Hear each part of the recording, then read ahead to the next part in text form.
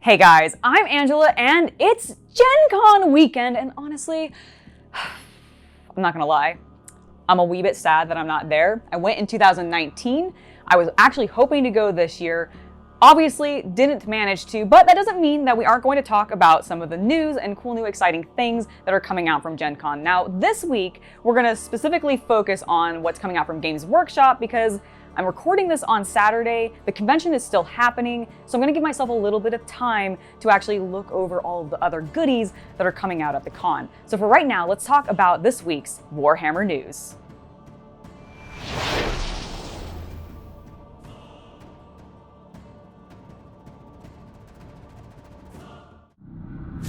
From the stars came the will to shape fate, hurling this world toward ruin.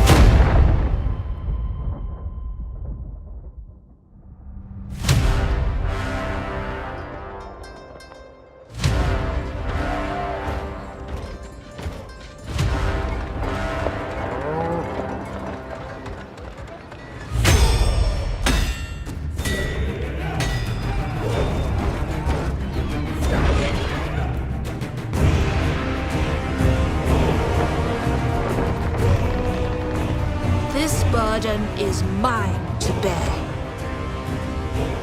To offer guidance where it is most needed.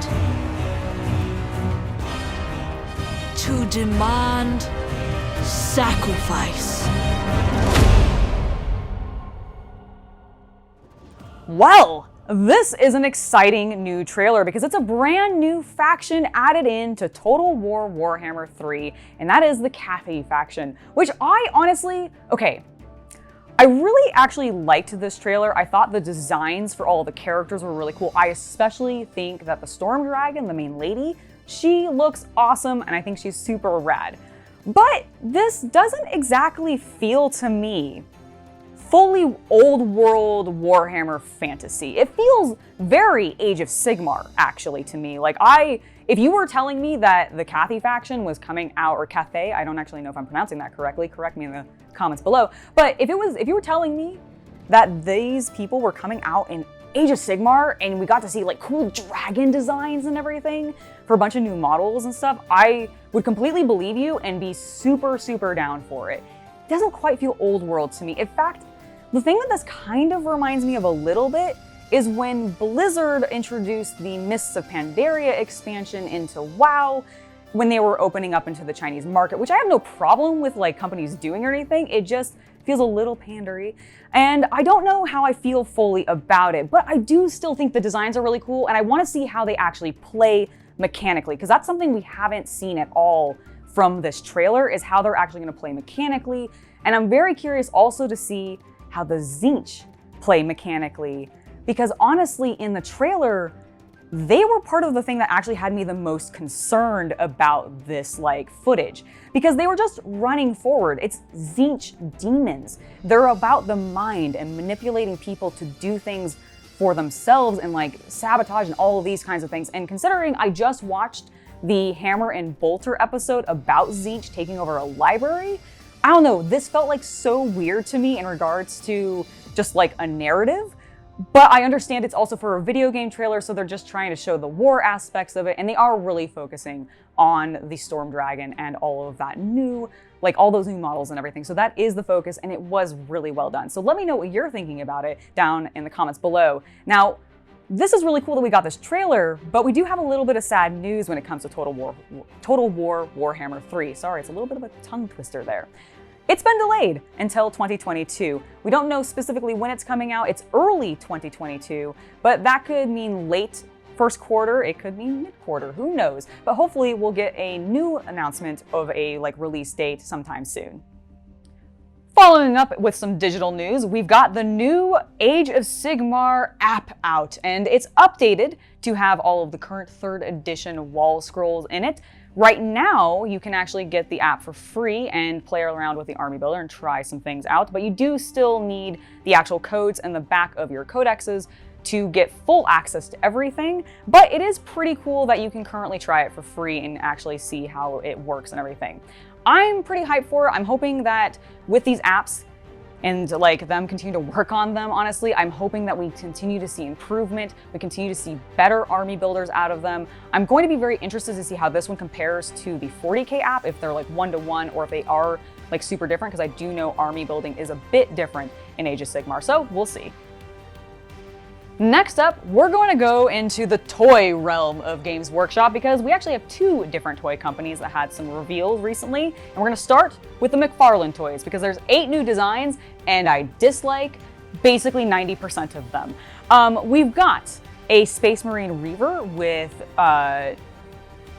some sort of launcher. I don't actually remember what it was called now and I forgot to write it down, but it's an artist-proof version, which means that it's unpainted. So it's a grenade launcher. It's not a grenade launcher. They called it something slightly differently, but it was similar-ish to that, I believe. A grenadarium. Probably, something like that. But the point is it's unpainted, so this is one of the ones that I'm okay with, because the unpainted line, I have a little bit more flexibility with because you can make them look better with your own paint schemes. We're going to talk about some of the terrible, terrible orc paint schemes, though, because we have some Xeno, like, builds coming out, or not builds, but like figures coming out, which I'm really, really excited for. But I think they're kind of terrible. So they have an orc mega nub with a Shuda, they have an orc mega nub with a buzzsaw, and then they have an orc big mech.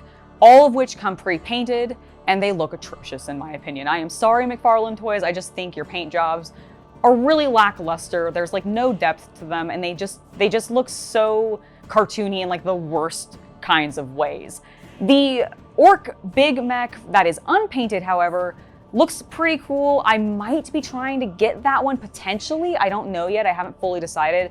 But I do have a sister model from McFarlane Toys that's unpainted, so I figured it'd be kind of cool to have at least like 1 or 2 others, and the orc is pretty neat. Now, in addition to these orcs for the Xeno, we're also getting some Gene Stealers, which I thought was pretty cool. Now, the normal Gene Stealer that they have, the painted one, it's okay. It's all right. It's whatever, I guess. But the one that is unpainted is one of the ones with the Illithid faces.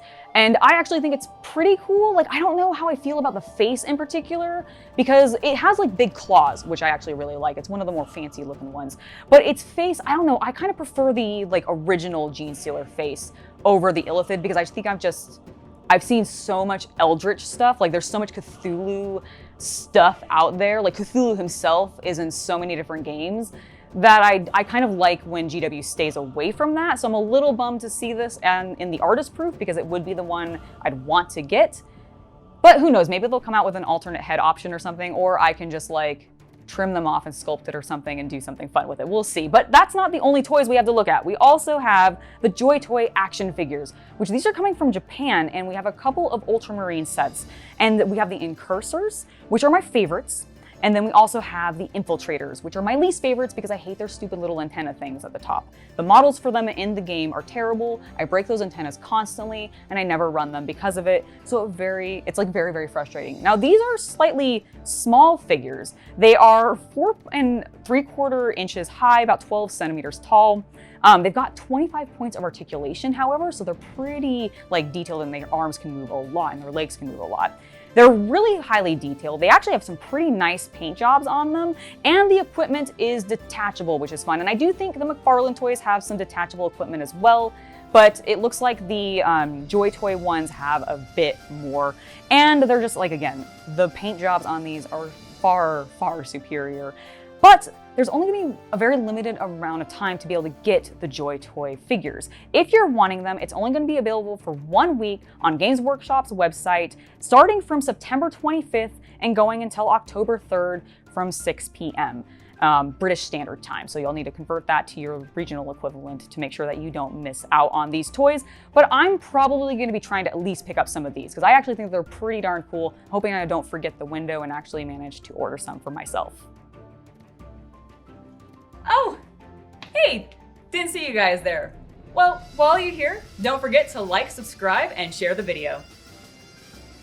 Who's ready for some Blood Bowl? Because I am, because we've got a new team. We have the Skull Tribe Slaughterers, which is a brand new Khorne team that I have some mixed feelings on, honestly, because on one hand, I think the Blood Bowl sculpts are phenomenal. I really do like the guys with the large shoulder pieces or like helmet pieces that like stick off and do the classic Khorne look. But I actually don't feel like these guys look aggressive enough. Like, I know that the models themselves, they didn't do like a lot of blood splatter on the paint jobs for them, probably to keep them a little bit more PG, which seems a little silly because they're literally advertising this team as adding blood back into Blood Bowl. So they should put more blood on those models when they paint them. Blood for the blood! Exactly! Blood for the blood god and skulls for the skull thrones. And I guess touchdowns for the skull throne as well. But the point is... And for Nuffle. And for Nuffle, yes, exactly. But my point is that I want these models to look a bit more aggressive. They're a little copy-pasted, honestly. They're all just like a generic open arm stance, where I want somebody like mid-catching a ball going, "Ah!" and like screaming, because all of the artwork that they've been showing for this team, for all of their advertising, has been exceptional, and they actually look like they're followers of Khorne, and I just want this fixed, GW. Come on, man, give me some like angrier Khorne berserkers. What about, I was imagining one of the players beating a referee to death. Exactly! Why is that not a thing? Oh my god, we've got Warhammer Underworld Season 5 coming, and it is the Harrow Deep, and I'm very hyped because we've got the starter box reveal. We know what's going to be in it. It is, in fact, going to be Oryx and Stormcast Eternal, a la what we got for the Age of Sigmar Dominion box set release. So they are continuing that, which is exactly what I thought. It's going to be a full standard starter set. You're going to get a board, all the cards you need, all the dice that you need, all the tokens, and of course, both war bands. And I'm really, really into these models. I actually think the Stormcast Eternal models are really nicely done. The bird is actually probably my like least interested model that for me to paint, even though normally with these Underworld sets, I actually adore most of the small creatures and animals. Like, they're one of the first things I end up trying to paint, although I have not painted the crab yet. I need to get on that. But the bird is like the least interesting to me. The figures themselves for the Stormcast Eternal, especially the hooded figure, who I'm assuming, I'm not 100% sure, but I assume that's Xandre. But I don't actually know which one is Xandre in this. But they are Xandre's Truth Seekers, and they all are very, very cool. The cloaks are amazing. I love the new sculpts. However, I do really, really like the orcs from this set too. So we have the Cunnin crew. We talked about them a little bit because we did get revealed one of the little grots. And I have this great headcanon for that little grot, because if you look at this set, there is a larger orc that is kind of similar to him that has a much larger hook-like weapon in the same way that this little guy has it. So I just imagine that that little grot just follows this orc around like super annoyingly, trying to mimic him and capture beasts that are like way too big for him and everything, and just like is a huge annoyance to this orc. That is my headcanon as soon as I saw this entire team. I also very much like the cage head guy. I don't know, I forgot to write down what his name was. I don't actually know if they revealed what his name was, but he looks amazing. I love the raven or crow on his shoulder. Like, that just looks super cool. And I'm really, really digging this new orc line. Honestly, both lines for the newest releases for Age of Sigmar have been very cool, and I'm hyped for this new wave of Warhammer Underworlds figures to come out, because I mean, if you follow this channel for any length of time, you know that I've painted a lot of the Underworld sets over time because I just think they're really rad. The sculpts are always amazing. They're a lot, like, they just do some really interesting things with them. So I can't wait to see what we're getting for the next round of this season, because last time we got like 8 or so sets or something. So I'm hoping we get another 8 or something like that. It's just, I'm so excited for this. It's probably one of my favorite miniature lines that GW actually comes out with. So I can't wait to see more.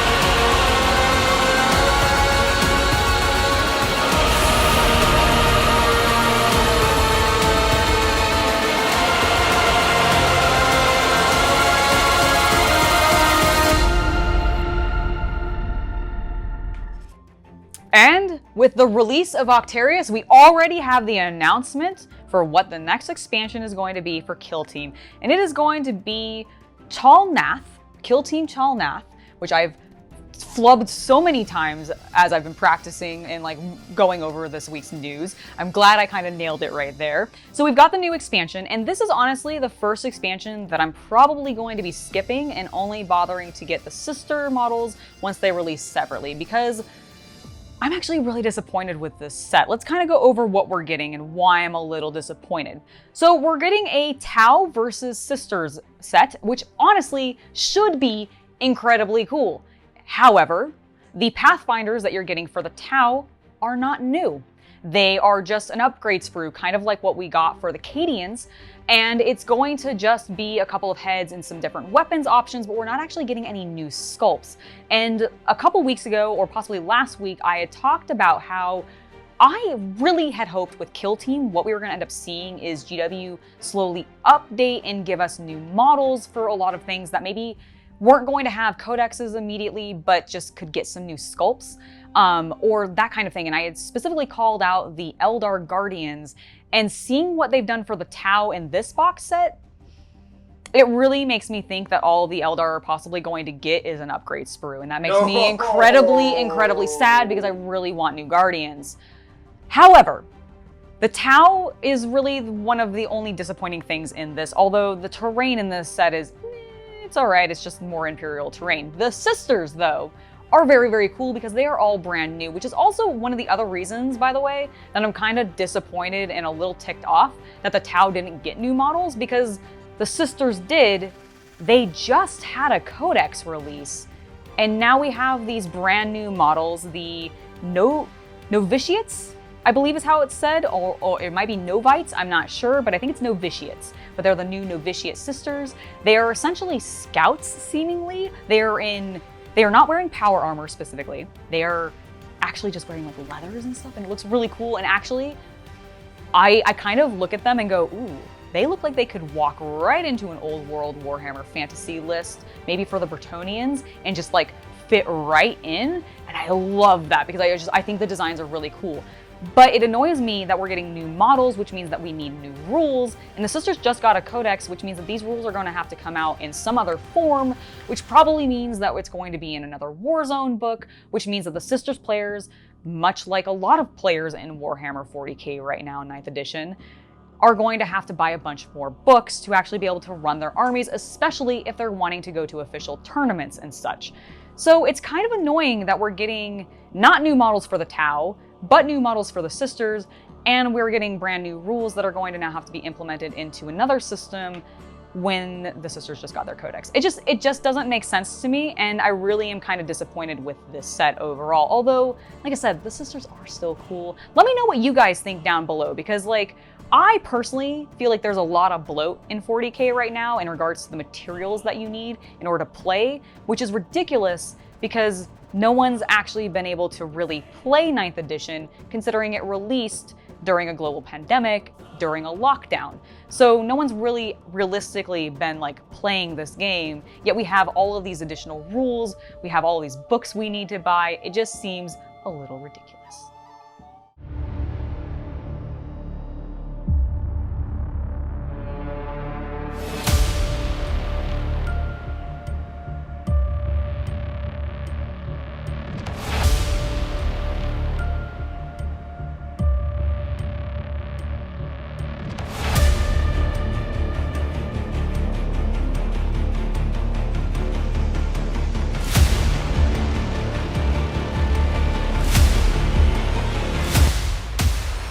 Breaking news! What? Breaking news. Yes, Games Workshop has announced a new setup for the Black Templar.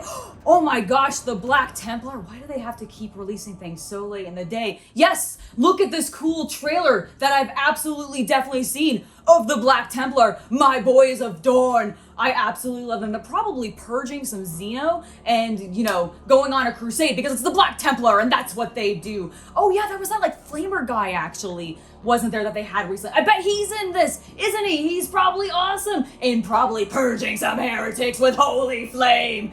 man, they're probably really actually very cool, and I should probably see this video because, you know, it is late and we're trying to fit this in, and they are probably awesome because, let's face it, the Space Marines get really cool treatment. Look at them, they're so rad! Go Dorn! Yes! I am actually really hyped to watch this, and you guys should be really amazed with what this is because I bet it looks amazing. And they're probably, God, they've probably purged so many Xenos. All right, that has been it for this week in Warhammer news. Next week, we're going to be looking at what else has come out from GenCon because I'm sure there's tons of board games to talk about, as well as other miniature games and RPGs potentially. There's probably a whole bunch of cool stuff. Gosh darn, I'm really upset that I'm not there. Now, next week, I had mentioned that we were going to be having potentially a commando video where I paint up a bomb squid as an extra video. That's not going to happen this week because there was a bit more news than I was anticipating, and I need a little bit more time to actually get those painted up. So we're gonna postpone that until next week, but we will still have a normal hobby video and another news video next week. So don't worry, we've still got you covered. You can hang out with me and we can talk about some more 40K and other hobby news and such. Now, I wanted to give a final thank you to my patrons for allowing us to make content like this and supporting us on Patreon and just making it so this can happen. You guys are awesome. Like, I could not keep doing this without you. Thank you guys so much. I've been Angela. You guys have been watching Hobby Night. I will be seeing you next week for some more videos. Bye!